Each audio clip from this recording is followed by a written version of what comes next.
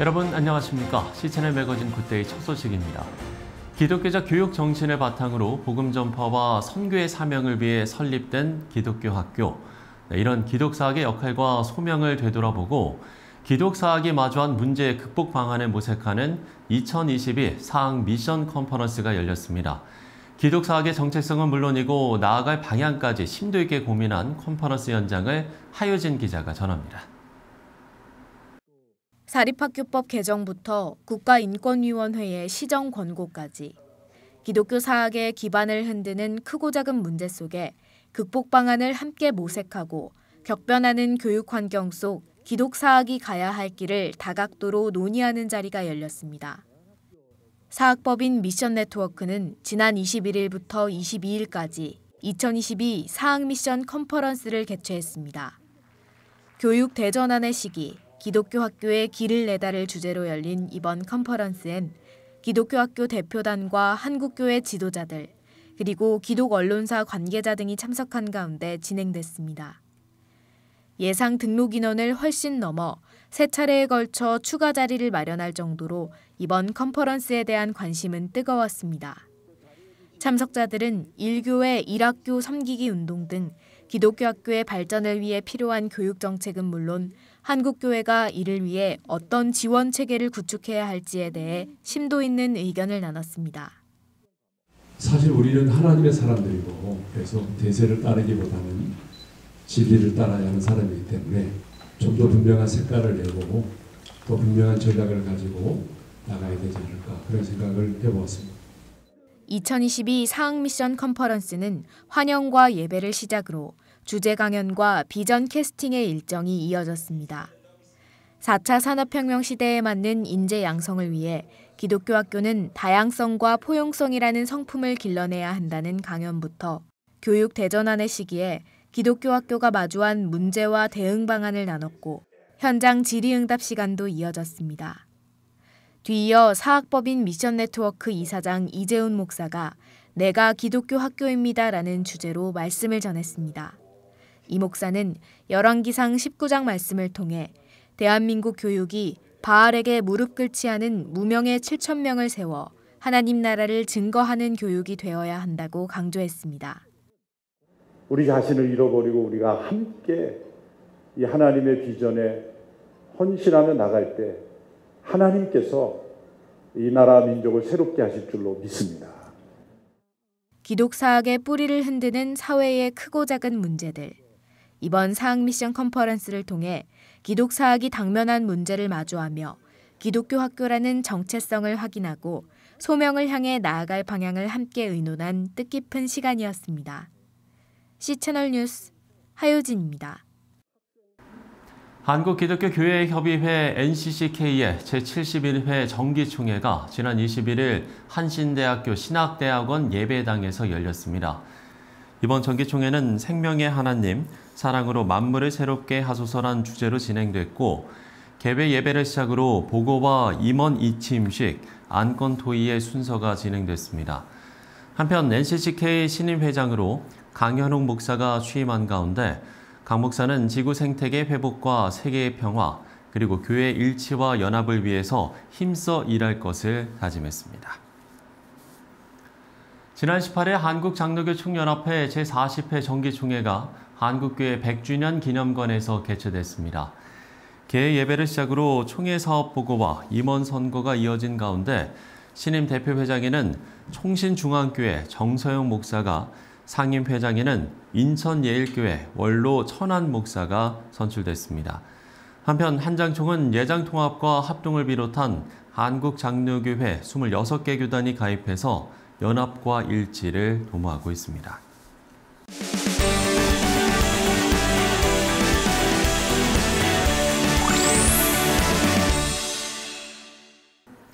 네, 앞서 전해드린 대로 한국장로교 총연합회가 지난주 정기총회를 열고 새 대표회장의 정서영 목사를 선출했습니다. 오늘 저희 스튜디오에 모셨는데요. 대표회장님과 인사 나눠보도록 하겠습니다. 안녕하십니까? 안녕하십니까? 예. 자, 직전에는 상임회장으로 섬기셨고 이번에 대표 회장직을 맡게 되셨습니다. 목회자분들은 뭐 잘 아시겠지만 일반 성도분들은 교회 기관들이 어떤 군들이 있는지 잘 모르시는 경우들도 좀 많지 않습니까? 이번 기회에 먼저 한국 장로교 총연합회에 대해서도 소개를 해주시면 좋을 것 같아요.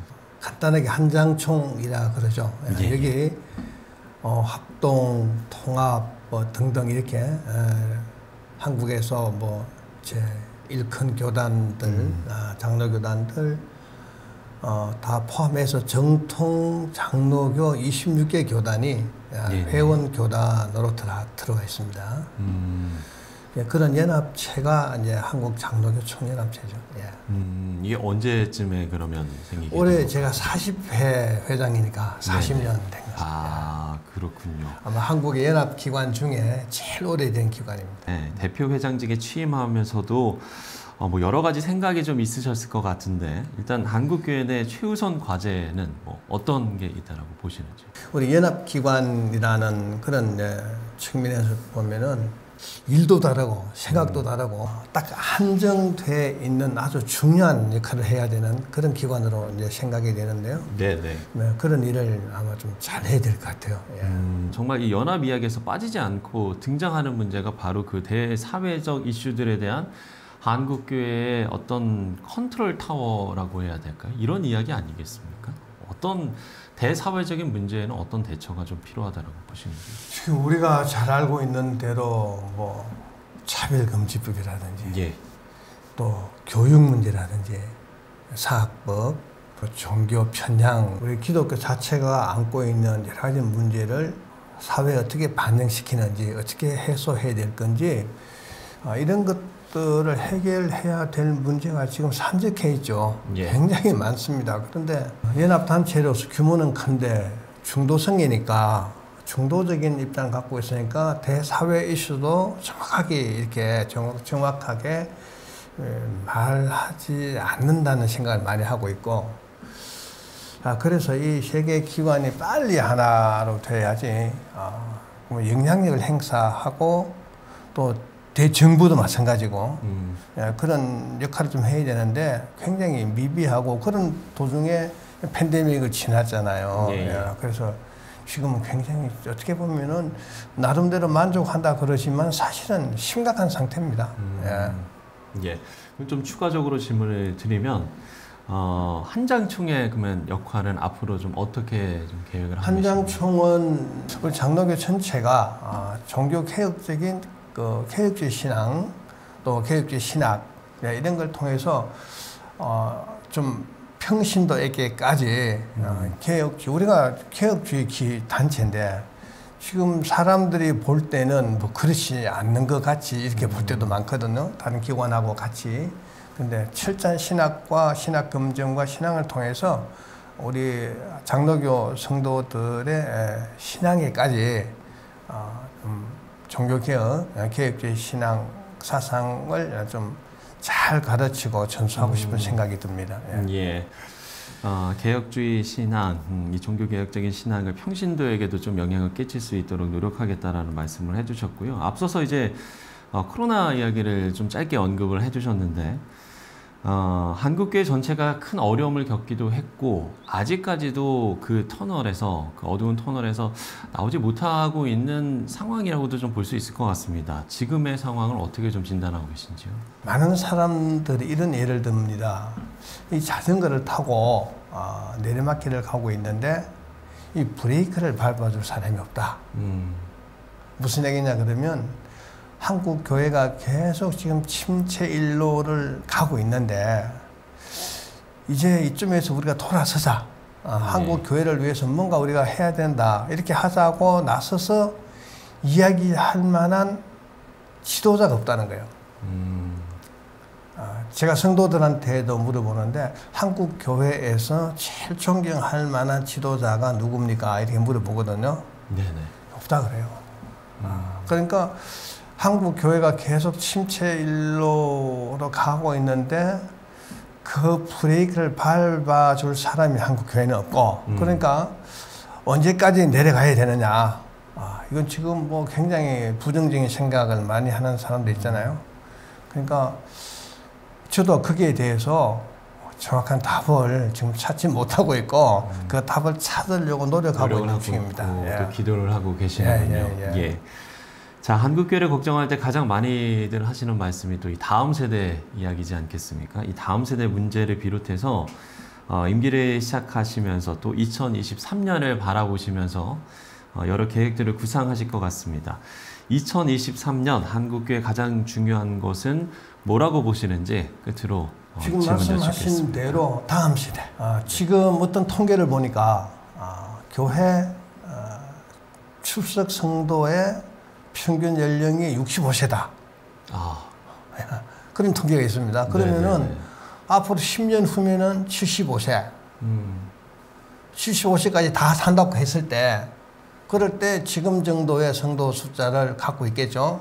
근데 많이 돌아가시면 그만큼 줄어드는 거겠죠. 그렇죠. 그러니까 지금 한국 교회 성도들의 평균 연령이 65세다 그러면 청소년까지 다 포함해서 그런 거거든요. 그러니까 중간층이 없어진 겁니다. 말하자면은 이제 부모님 따라서 뭐 중학교 때까지 이렇게 고등학교 때까지는 겨우 조금씩 나오는 학생들 정도는 있는데 대학 가면은 거의 많이 빠지거든요. 대학에는 분위기가 이상합니다. 제가 그 대학에 동아리에 있는 몇 군데 만나봤는데 대학 다니면서 교회 간다 그러면 좀 이상한 사람 취급할 정도로 분위기가 엄청 바뀌어져 있어요. 그러니까 대학 가면은 그때부터 교회 안 나오는 겁니다. 그러니까 대학부터 이제 사회 나가서 한참 일할 때는 공백 기간이 생기는 거예요. 자, 그러다 보면 그 중간층이 지금 없잖아요. 그렇죠. 어른들은 이제 65세 이상 돼서 돌아가시고 나면 교회가 그 자리 계속 비는 겁니다. 그래서 정말 걱정입니다. 그 자리를 메꿔줄 대안이 없는 겁니다. 정말 우리가 대안을 찾는다면은 한국 교회가 한국 사회로부터 신뢰를 받아야 되는데 신뢰를 받기가 지금 쉽지 않죠. 지금 분위기로 외면당하고 있는 상황이니까. 그래서 더 희망이 없어요. 솔직히 얘기하면. 그런데 완전 노력해야죠. 신뢰를 회복하도록 노력해야지. 신뢰가 회복 안 되고는 어떠한 우리가 뭐 교회 부흥 운동을 해도 저는 아무런 의미가 없다고 생각해요. 그러면 2023년에 신뢰 회복에 가장 좀 중점을 주시겠다는 그래서 장로교 신학을 좀 하고 또 목회자들도 좀 사명감을 가지고 세속적인 걸 좀 떠나서 사명감을 가지고 좀 일을 해야 되지 않겠느냐.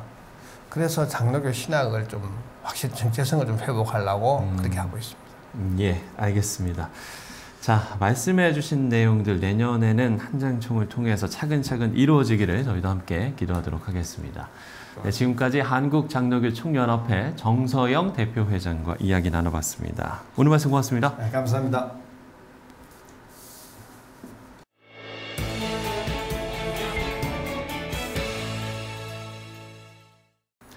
네, 많은 일을 하는 게 아니라 좋은 일, 또 올바른 일을 하는 게 중요하다는 말이 있는 것처럼 2022년이 정말 얼마 남지 않았습니다. 남은 시간 많은 성과보다 하나님이 기뻐하시는 좋은 일들을 헤아려 보는 시간들이 됐으면 좋겠습니다. C채널 매거진 굿데이 오늘 순서는 여기까지입니다. 시청해주신 여러분 고맙습니다.